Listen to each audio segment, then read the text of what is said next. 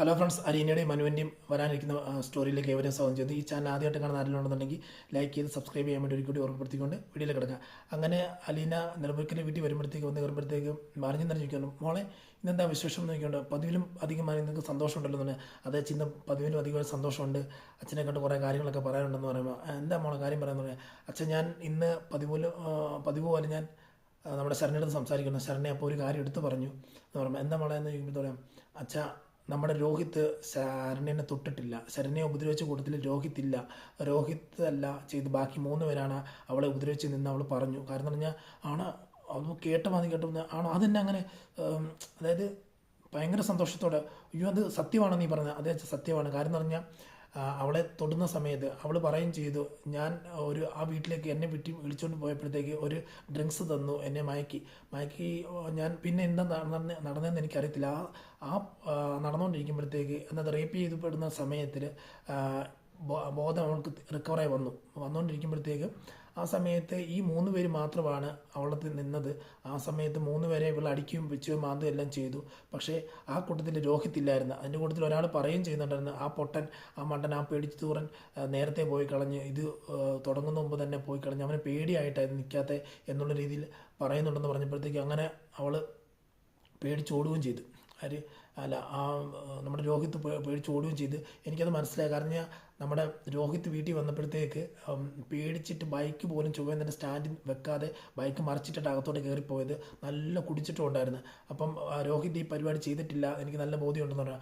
ആണ് മോളെ, ഇത് വളരെ സന്തോഷമുണ്ട്. ഇത് എന്ത് പറയാനെന്ന് എനിക്കറിയത്തില്ല. കാരണം നിന്നോട് ഇത്രയും നാൾ അവിടെ പോകണ്ട, നമ്മുടെ എതിർ കക്ഷികളാണ് അവർ, അപ്പം ഒന്നും ചെയ്യേണ്ടെന്ന് പറഞ്ഞിട്ടുണ്ട്. പക്ഷേ നീ പോയത് ഒരു ദൈവഭാഗ്യമായിട്ടാണ് പോയത്. നീ അവരെ കണ്ടുമുട്ടിയത്, നീ അവരോട് ഇടപെട്ടത് എല്ലാം വലിയൊരു ദൈവഭാഗ്യമായിട്ടാണ്.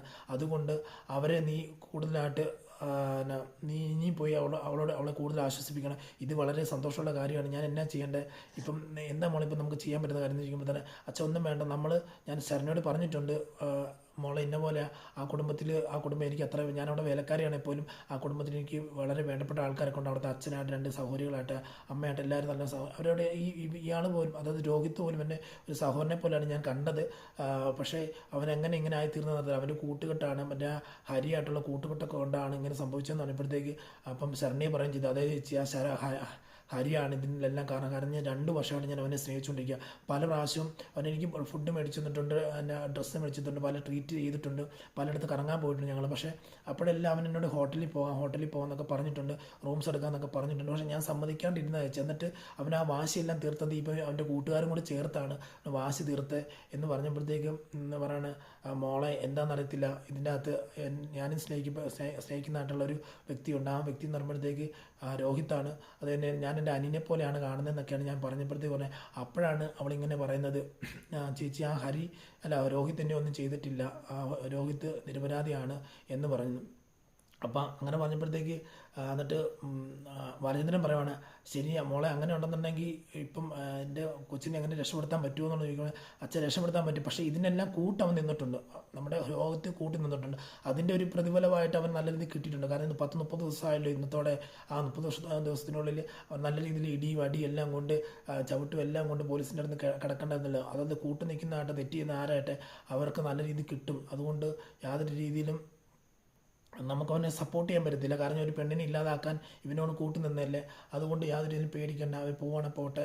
ആ കേസ് അത്രയും ദിവസം അവിടെ നിന്നത് അല്ല, ജയിലിൽ കിടന്നത് വലുതായിട്ട് നമ്മൾ കണക്കാക്കണം. ആ കേസ് അങ്ങനെ പോട്ടെ. പക്ഷേ ഇനിയുള്ള ദിവസങ്ങളിൽ നമ്മുടെ ശരണ്യ കോടതി വരുമ്പോഴത്തേക്ക് കോടതിയിൽ പോയിട്ട് ശരണ്യെ കൊണ്ട് കാര്യങ്ങളെല്ലാം പറയിപ്പിക്കണം. അതിന് നമ്മളൊരു മുൻകൈ എടുക്കണമെന്ന് പറയുമ്പോഴത്തേക്ക് മോളെ എന്ത് വേണം നീ ചെയ്തു, നീ ഇനി പോവുകയോ അവിടെ ശരണ്യയുടെ വീട്ടിൽ പോയോ സംസാരിക്കുക ഇടപെടുകയോ കാര്യങ്ങൾ എന്ത് വേണം ചെയ്തു, അതിന് പൂർണ്ണ സമ്മതം ഞാൻ തരുന്നുണ്ട്. എനിക്കൊന്ന് വരണമെന്നുണ്ട്. പക്ഷേ നീ ആദ്യം പോയപ്പോഴത്തേക്ക് നിനക്കുണ്ടായ അനുഭവങ്ങളുണ്ടല്ലോ. അനുഭവം എന്ന് പറയുമ്പോഴത്തേക്ക് ഒന്നാമത്തെ കാര്യം എന്ന് പറഞ്ഞാൽ നിന്നെ മണ്ണെണ്ണ ഒഴിച്ച് കത്തിക്കാനൊക്കെ ശ്രമിച്ചില്ലേ. ഇനിയിപ്പോൾ ഞാൻ ചെല്ലുമ്പോഴത്തേക്ക് എന്നെ വെട്ടിക്കൊല്ലത്തുള്ളൂ. അത്ര രീതിയിൽ അവർക്ക് ഈ കുടുംബത്തോട് ഒരു ദേഷ്യമുണ്ട്. കാരണം അതായത് ശരണ്യയ്ക്ക് മാത്രമേ ഇത് സംഭവം അറിയത്തുള്ളൂ, വേറെ ആർക്കും അറിയത്തില്ല. അതുകൊണ്ട് എന്താ മറ്റുള്ളവർ അറിയാത്തത് കൊണ്ട് നമ്മളവിടെ ചെല്ലുമ്പോൾ നമ്മളെ ആക്രമിക്കപ്പെടും, നമ്മൾ അവിടെ ഇരയായി തീരും എന്ന് പറയുക. അതേ വെച്ചാൽ പിന്നെ അവളെ എടുത്തൊരു കാര്യം കൂടെ പറഞ്ഞിട്ടുണ്ട്.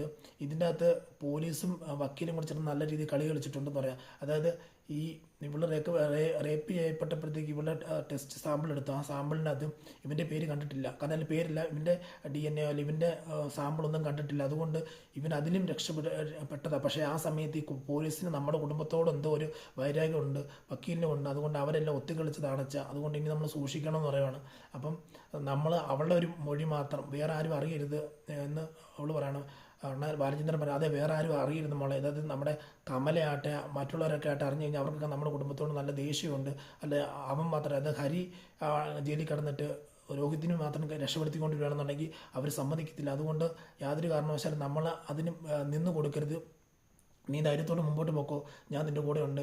മാത്രമല്ല നീ പോകുമ്പോഴത്തേക്ക് അവൾക്ക് വേണ്ടി ഇത് ഡ്രസ്സൊക്കെ മേടിച്ചുകൊണ്ട് പോകണം. കൂടാതെ ഞാൻ നിന്നെ അവളെ സഹായിക്കാം.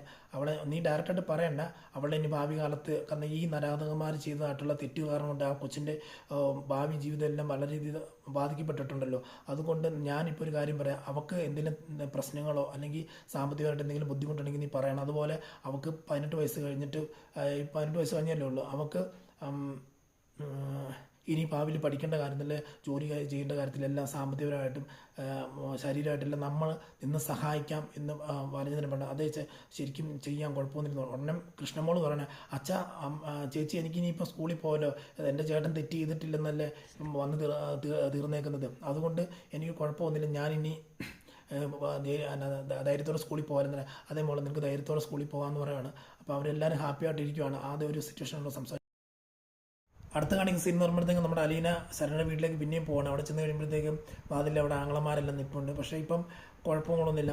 അപ്പം അവർ അമ്മ പറഞ്ഞിട്ട് കയറി വാ മോളെ, കയറി വാ സംസാരിക്കുന്നൊക്കെ പറഞ്ഞ് അകത്തോട്ട് വിളിച്ചുകൊണ്ട് അവിടെ ചെല്ലുമ്പോഴത്തേക്കും നമ്മുടെ ശരണ്യ പെയിൻറ്റിങ് ചെയ്തുകൊണ്ടിരിക്കുകയാണ്. പെയിൻറ്റ് ചെയ്തുകൊണ്ടിരുമ്പോഴത്തേക്ക് പറയാം, അമ്മ എങ്ങനെയുണ്ട് കൊച്ചിന്, എങ്ങനെയുണ്ട് ചോദിക്കുമ്പോൾ മോളെ നേരത്തെ നല്ല രീതിയിലാവണം, ഞങ്ങളൊന്നും ട്രൈ ചെയ്തിട്ട് പോലും കിട്ടാത്ത പല സന്തോഷങ്ങൾ ഇപ്പോൾ അവളുടെ ലൈഫിലുണ്ട്. അവളിപ്പം വളരെ അത്യാവശ്യം ഹാപ്പി ആയിട്ട് ഇപ്പോൾ ഉണ്ടെന്ന് പറയും. പുറത്തോട്ടൊന്നും ഇറങ്ങുന്നില്ലെങ്കിൽ പോലും അത്യാവശ്യം വീടിനകത്ത് തന്നെ നമ്മളോട് സംസാരിക്കുകയും ഇടപെടുകയൊക്കെ ചെയ്യുന്നുണ്ട്. കൂടുതൽ പെയിൻറ്റിങ് ഒക്കെ ചെയ്യുന്നുണ്ടെന്ന് പറയും. ഉടനെ നേരെ നിന്ന് അലിനെ ചോദിക്കുകയാണ്, പതിവിലും നേരത്തെ ഇപ്പം നല്ല രീതിയിൽ പെയിൻറ്റിങ് ഒക്കെ ചെയ്യുന്നുണ്ടല്ലോ, കൊള്ളാമല്ലോ, എന്താ ഉദ്ദേശം എന്നൊക്കെ ചോദിക്കുക. ഇല്ല ചേച്ചി ഇങ്ങനെ മാറിക്കൊണ്ടിരിക്കുക എന്ന് പറയാം. ശരി മോൾക്ക് കുറച്ച് ഡ്രസ്സൊക്കെ എടുത്തിട്ടുണ്ടെന്ന് പറയാം. ചേച്ചി ഇത് വേണ്ടായിരുന്നില്ലെന്ന് പറയാം. മോളെ ഇരിക്കട്ടെ മോളെ, ഇതൊക്കെ എൻ്റെ ഒരു സന്തോഷത്തിനല്ലേ. ഞാനിപ്പം ഞാൻ ജോലി ചെയ്യുന്നുണ്ടല്ലോ, ജോലി ചെയ്യുന്ന സ്ഥലത്ത് എനിക്ക് കിട്ടുന്ന ശമ്പളത്തിൽ പല പ്രാവശ്യമായിട്ട് ഞങ്ങൾ ഓരോ മാസം അനാഥാശ്രമത്തിലേക്കും പല ഇതുപോലെ ഡ്രസ്സ് ഇല്ലാതെ ആഹാരം ഇല്ലാത്തവർക്കൊക്കെ ഞാൻ മേടിച്ച് കൊടുക്കാറുണ്ട്. അത് എൻ്റെ ഒരു സന്തോഷമാണ്. അപ്പം നിനക്ക് അങ്ങനെ തന്നുള്ളതുള്ളൂ, നീ എൻ്റെ അനിയത്തി കുട്ടിയല്ലേ, അതുകൊണ്ട് നീ അതിനത് തെറ്റായിട്ടൊന്നും ധരിക്കേണ്ട എന്ന് പറയുമ്പോഴത്തേക്ക് പറയാം, അല്ല ചേച്ചിക്ക് ആരും ഇല്ലാത്ത ഒരവസ്ഥയിൽ എനിക്കും ആരും ഇല്ല, പക്ഷെ നിങ്ങളൊക്കെ അല്ലേ എൻ്റെ സ്വന്തം. കാരണം മോളെ നീ കൂടുതലായിട്ട് ഇവിടെ തന്നെ അടഞ്ഞു കിടക്കരുത്. നിന്നെ പ്രതീക്ഷിച്ച് നിൻ്റെ അച്ഛനും അമ്മ സഹോദരങ്ങളെല്ലാം ഉണ്ട്. കാരണം ഞാൻ ഇതുപോലൊരു രീതിയിൽ ആക്രമിക്കപ്പെട്ട അന്ന് ഞാൻ ഈ ഹരിയാട്ടെ രോഗത്തും കൂടി ചേർന്ന് എന്നെ റേപ്പ് ചെയ്യാൻ നോക്കിയപ്പോഴത്തേക്ക് ഞാൻ ആ കത്രിക എടുത്ത് കുത്തി രക്ഷപ്പെടാൻ നോക്കിയപ്പോഴാണ്. അന്നാണെങ്കിൽ എന്നെ ഒന്ന് ചേർത്ത് പിടിക്കാൻ ഒരു അച്ഛനില്ലായിരുന്നു, തലോടാൻ ഒരു അമ്മയില്ലായിരുന്നു, എന്നെ എന്ത് ആശ്വസിപ്പിക്കാൻ ഒരു ആങ്ങളമാരില്ലായിരുന്നു, കൂട്ടുകാരില്ലായിരുന്നു, ആരും ഇല്ലായിരുന്നു. ഞാനതെല്ലാം സ്വയം ഏറ്റുവാങ്ങി സ്വയം മുറിവ് ഉണക്കുകയോ ചെയ്തു. അതുപോലെ നിനക്കിപ്പോൾ അങ്ങനെയല്ല, അച്ഛനുണ്ട്, അമ്മയുണ്ട്, സഹോദരങ്ങളുണ്ട്, ഈ നാട്ടുകാരെല്ലാം ഉണ്ട്. ഈ നാട്ടുകാരെല്ലാം എന്ന് പറഞ്ഞ് നാട്ടുകാരെന്നെ ഉപദ്രവിച്ച് എന്നെ തീ കൊളുത്താൻ വേണ്ടി നിന്ന ആൾക്കാരാണ്. കാരണം ഞാൻ നിന്നോട് അത്രമാത്രം നിന്നെ സ്നേഹിക്കുന്നതുകൊണ്ടാണ് അവരങ്ങനെ ചെയ്യാൻ കാര്യം. അതുകൊണ്ട് നീ പേടിക്കേണ്ട, നീ ആ കാര്യത്തിലൊന്നും നീ ഭാരപ്പെടേണ്ട കാര്യമില്ല. ഏറ്റവും കൂടുതൽ നിന്നെ സ്നേഹിക്കുന്ന ആൾക്കാരൊക്കെ തന്നെ ഇവർ. അതുകൊണ്ട് ഏറ്റവും കൂടുതലായിട്ട് നീ അവർക്ക് സപ്പോർട്ടായിട്ട് നിൽക്കണം. എഴുന്നേറ്റ് നല്ല രീതിയിൽ ജോലി ചെയ്യണം, നല്ല രീതിയിൽ പഠിക്കണം, നല്ല രീതിയിൽ വീട്ടിലെ കാര്യങ്ങളെല്ലാം ഓടിക്കണം. അച്ഛനും അമ്മ ഇല്ലെങ്കിൽ പോലും സഹോദരങ്ങൾക്കോ നാട്ടുകാരെ കാര്യം വീട്ടിൽ കയറി വന്നാലും അവരെ ട്രീറ്റ് ചെയ്യാനുള്ള ഒരു മനസ്സുണ്ടായിരിക്കണം.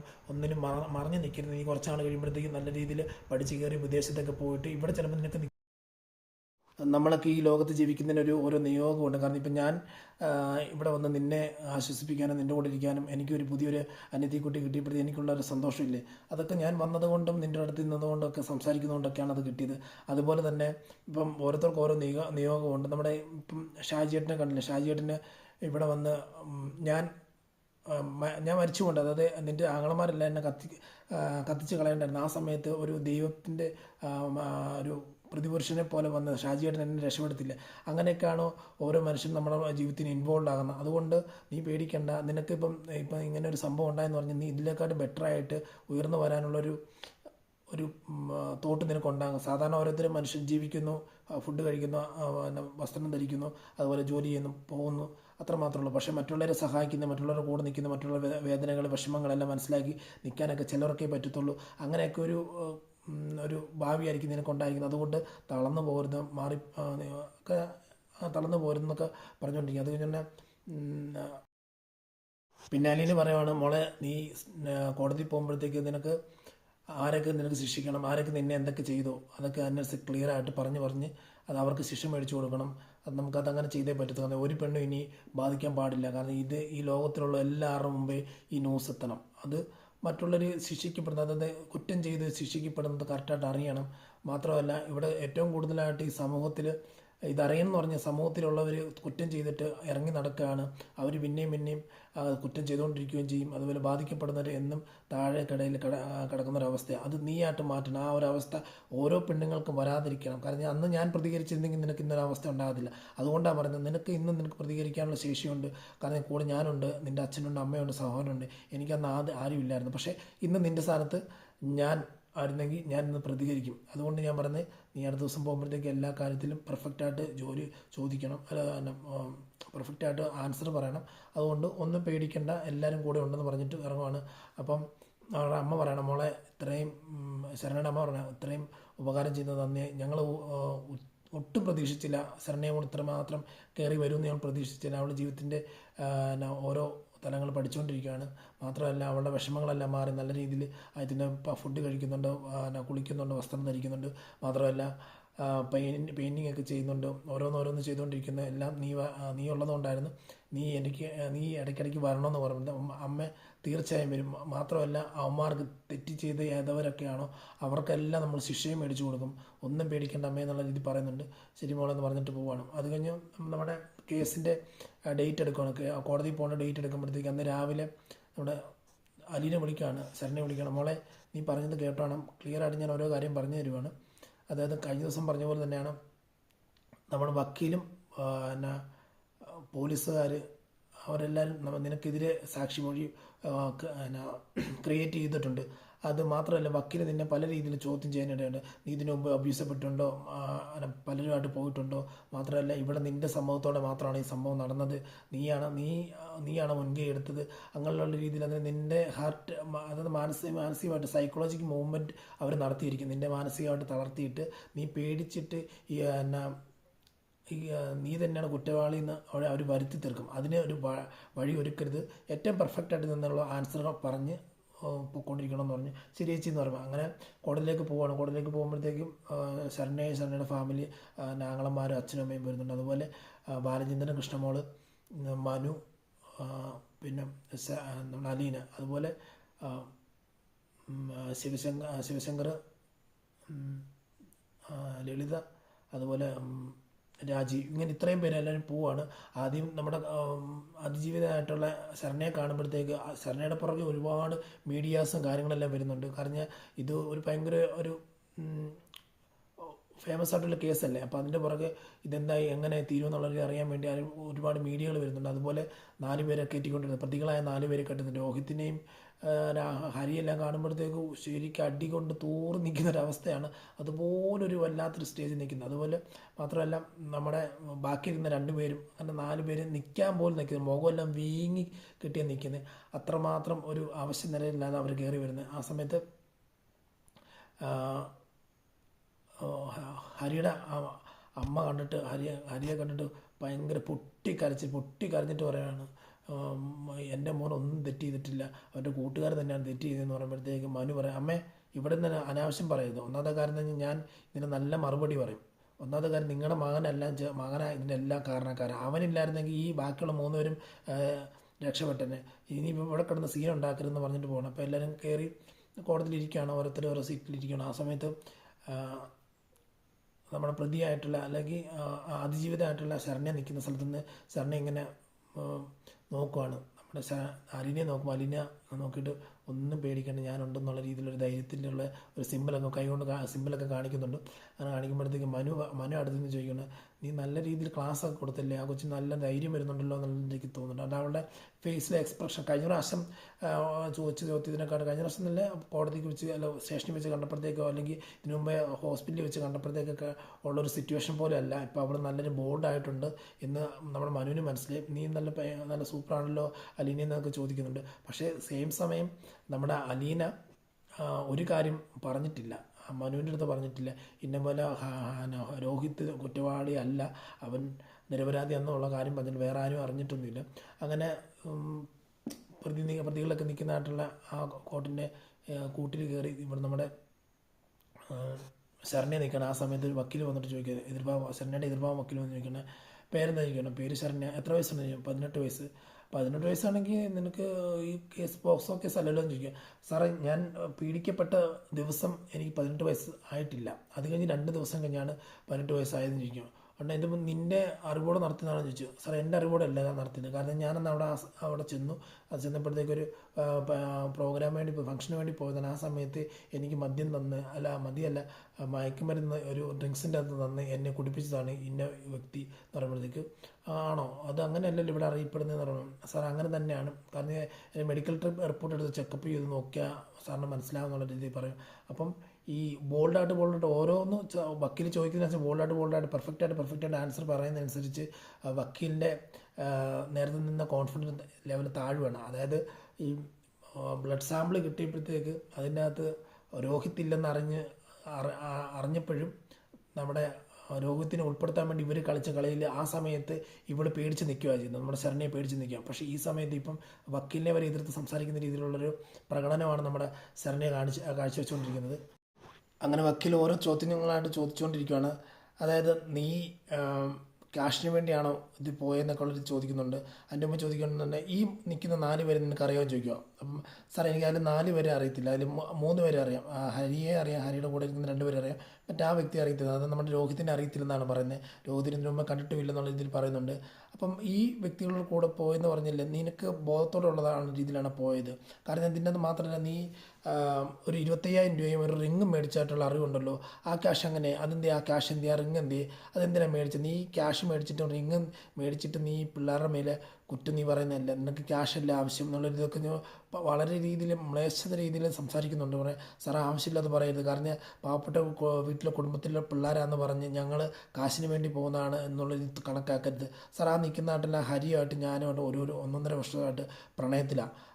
പല രീതിയിൽ ഇപ്പം എനിക്ക് ക്യാഷാണ് ആവശ്യമെന്നെങ്കിൽ പല പ്രാവശ്യം അവൻ എനിക്ക് എന്നെ ട്രീറ്റ് ചെയ്തിട്ടുണ്ട്, പല രീതിയിൽ എന്നെ പലയിടത്ത് കൊണ്ടുപോയിട്ടുണ്ട്. ഞങ്ങൾ ക്ലാസ് കട്ട് ചെയ്ത് ഞങ്ങൾ കറങ്ങാൻ പോയിട്ട് എല്ലാം ചെയ്യുന്നുണ്ട്. ആ സമയത്ത് എനിക്ക് ക്യാഷാണ് ആവശ്യം എന്നുണ്ടെങ്കിൽ ഇപ്പം പല പ്രാവശ്യം എന്നെ റൂമിൽ വിളിച്ചിട്ടുണ്ട്, പല പ്രാവശ്യം ലൈംഗിക ബന്ധത്തിൽ ഏർപ്പെടാമെന്ന് പറഞ്ഞിട്ടുണ്ട്. പക്ഷേ അന്നൊക്കെ എനിക്ക് ഈ ക്യാഷിൻ്റെ ആവശ്യം ഉണ്ടായിരുന്നെങ്കിൽ ഞാൻ അവൻ്റെ അടുത്ത് കൂടെ പോയേനെ, ഞാൻ മസ്റ്റായിട്ട് അവൻ്റെ കൂടെ നിന്നേനെ.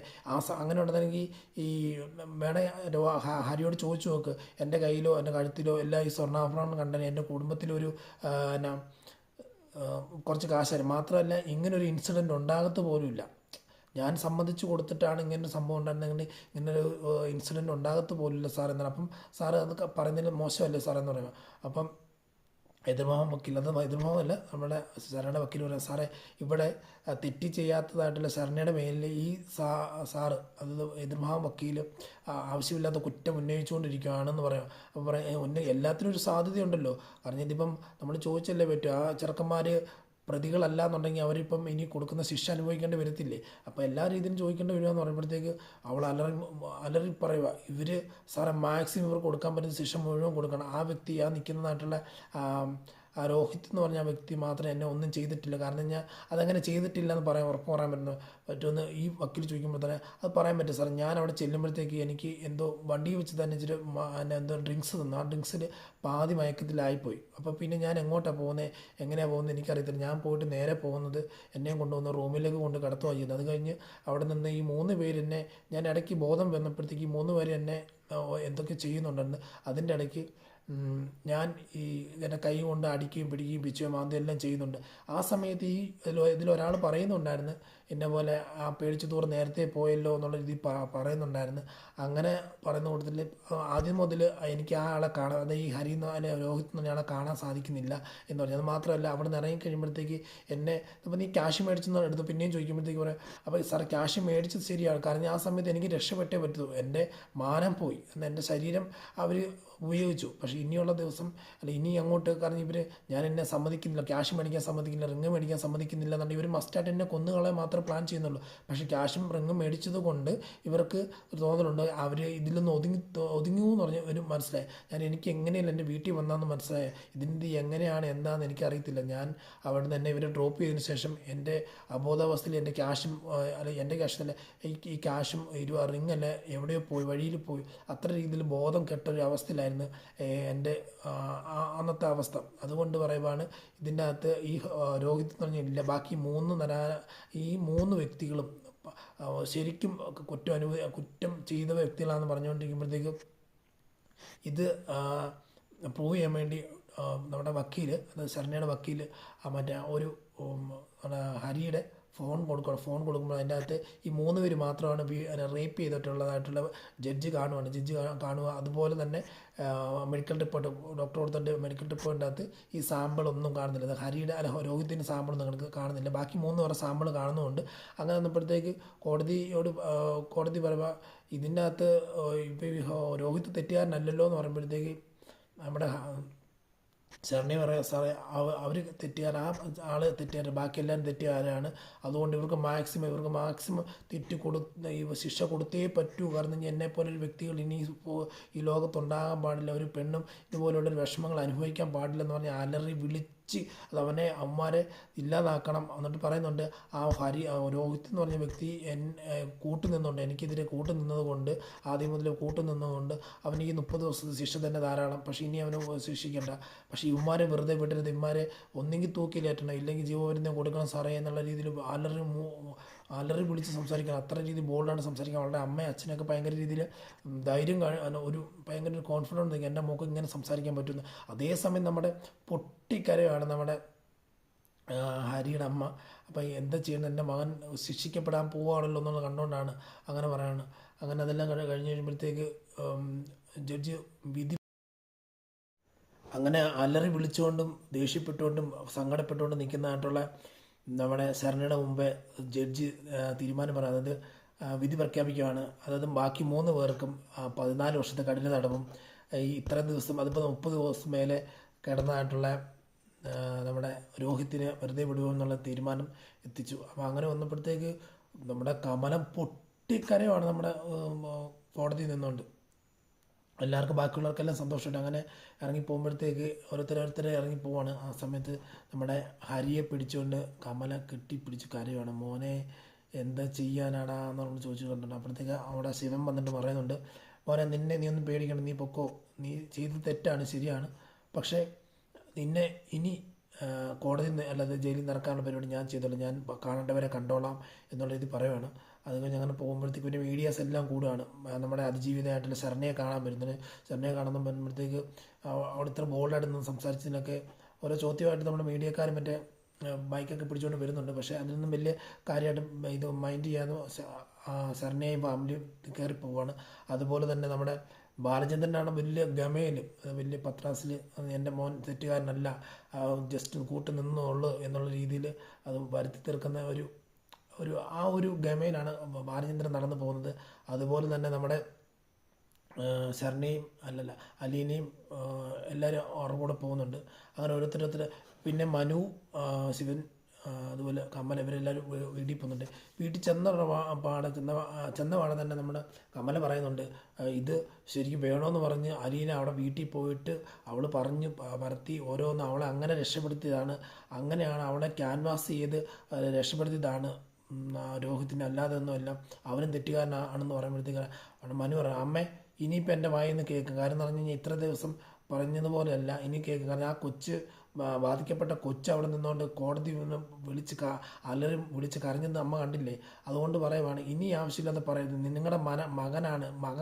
മകൻ ഒരു കൊച്ചിനെ പീഡിപ്പിച്ച് കൂടാതെ അത് വീഡിയോ എടുക്കുന്നതിൻ്റെ അവൻ്റെ മനസ്സെന്നാണെങ്കിൽ അവൻ്റെ ചേട്ടനായിരിക്കുന്ന എനിക്ക് തന്നെ ഒരു നാണക്കേടായിട്ട് തോന്നുക. കാരണം അത്രമാത്രം ക്രൂര മനസ്സുള്ളതാണ് നിങ്ങളുടെ മകന്. കാരണം ഒരു പെണ്ണിനെ റേപ്പ് ചെയ്യുക എന്ന് പറയുന്നത് വലിയ കാര്യം. അത് വീഡിയോ കൂടെ എടുക്കുക എന്ന് പറയുമ്പോഴത്തേക്ക് അവൻ എത്ര എക്സ്പീരിയൻസ് ഉണ്ടെങ്കിൽ വേറെ പല പെമ്പിള്ളേർക്കും അവൻ പോയി കാണും. അതുകൊണ്ട് മര്യാദയ്ക്ക് ഇരുന്നോണം എന്നൊക്കെ പറഞ്ഞ് ഇങ്ങനെ നിൽക്കുന്നൊരു സീൻ. അത് കഴിഞ്ഞ് അവൻ ദേഷ്യപ്പെട്ടിട്ട് മനു ഇറങ്ങി ഈ നെടുമ്പുരക്കൽ വീട്ടിലേക്ക് വരുവാണ്. അവിടെ വരുമ്പോഴത്തേക്ക് നമ്മുടെ അലീനെ നോക്കിയിട്ട് ബാലചന്ദ്രൻ പറയാൻ അലീനെ പറയാണ്, അച്ഛാ ഞാൻ എൻ്റേതായിട്ടുള്ള രീതിയിൽ എങ്ങനെയും എൻ്റെ സഹോദരൻ എനിക്ക് രക്ഷപ്പെടുത്താൻ പറ്റി. പക്ഷേ അതുപോലെ തന്നെ അച്ഛനൊരു കാര്യം മനസ്സിലാക്കണം. അച്ഛൻ തന്ന വാക്കുണ്ടല്ലോ, ആ കൊച്ചിൻ്റെ പഠനവും ഭാവി ജീവിതമൊക്കെ, അതിനുവേണ്ടി എന്തെങ്കിലും ചെയ്തേ പറ്റൂ. അത് വാക്ക് മാറ്റുമെന്ന് പറയുമ്പോഴത്തേക്ക്, മോളെ ഞാൻ പറഞ്ഞ വാക്കായിരിക്കും, അതുകൊണ്ട് മോളൊന്നും പേടിക്കണ്ട എന്ന് പറയുമ്പോഴത്തേക്ക് ഇതെല്ലാം ഒളിഞ്ഞു നിന്ന് കേൾക്കുന്നുണ്ട് നമ്മുടെ രോഹിത്ത്. കാരണം നമ്മുടെ അലീന ഒരുപാട് സഹായിച്ചതായിട്ടുള്ള രീതിയിലൊക്കെ കാര്യങ്ങൾ മനസ്സിലായി. അപ്പോഴത്തേക്ക് തന്നെ ബാലചന്ദ്രൻ അടുത്ത് നിന്നിട്ട് പറയുന്നുണ്ട്, മോനെ എന്താണ് നിനക്ക് നല്ല അടിയും ഇടിയും എല്ലാം നല്ല ഇത് കൊണ്ടിട്ടുണ്ട്, എല്ലാം നല്ല ചാറായിട്ടുണ്ട്, അതുകൊണ്ട് കുഴപ്പമില്ല, വാ കുറച്ച് ദിവസം പോയി നമുക്ക് ഹോസ്പിറ്റലിൽ കിടക്കാമെന്ന് പറയുമ്പോൾ, ഇല്ല അച്ഛാ എനിക്കൊന്ന് വീട്ടിൽ പോകണം, അല്ല എനിക്ക് റൂമിൽ പോകണം, ഒത്തിരി നാളെ എൻ്റെ റൂമിലോട്ട് കയറിയിട്ട് ഒന്ന് തല ചായ്ക്കണം എന്ന് പറയുമ്പോഴത്തേക്ക് മനു എന്ന് പറയുന്നുണ്ട്, മോനെ എടാ എന്നാണ് അവിടെ നിൽക്കുന്നത്, വാ നമുക്ക് ഹോസ്പിറ്റലിൽ പോകാം, നമുക്ക് എന്തെങ്കിലും ട്രീറ്റ്മെൻറ്റ് നടത്താമെന്ന് പറയുമ്പോഴത്തേക്ക്, ഇല്ല മനുവേട്ടാ ഞാൻ കരുതിയിരുന്നത് അലീനയും നമ്മുടെ ശരണയൊക്കെ തെറ്റുകാരാണെന്നോർത്ത് അവരുടെ മുമ്പേ ഞാൻ ഇപ്പം താഴ്ന്നു നിൽക്കേണ്ട ഒരവസ്ഥ. അത് അത്രമാത്രം അവർക്കൊരു നന്ദി പറയേണ്ട ഒരവസ്ഥയാണ് എനിക്ക് വന്നേക്കുന്നത്. അത്രമാത്രം എൻ്റെ ജീവിതം രക്ഷപ്പെടുത്തിക്കൊണ്ട് വന്നു. അല്ലെന്നുണ്ടെങ്കിൽ ഈ സംഭവം തെളിഞ്ഞില്ലായിരുന്നുണ്ടെങ്കിൽ ഞാൻ എൻ്റെ ജീവിതം പോകത്തില്ലായിരുന്നോ എന്ന് പറയണം. അപ്പോൾ എനിക്കൊന്ന് ജസ്റ്റ് ഒന്ന് കിടന്ന് ഒന്ന് റിലാക്സ് ചെയ്യണം എന്നൊക്കെ പറയുന്നുണ്ട്. ഇനിയുള്ള ബാക്കിയുള്ള സീനുകൾ ഇനിയും തുടരെ നമ്മുടെ ചാനലിൽ ഇടുന്നതായിരിക്കും. അതിനാൽ നിങ്ങളുടെ ഓരോരുത്തരുടെ സപ്പോർട്ട് പ്രതീക്ഷിക്കുന്നു. അതുകൊണ്ട് ഇന്നത്തെ വീഡിയോയിൽ നിന്നും ഇവിടെ പറയുന്നു. Thanks for watching.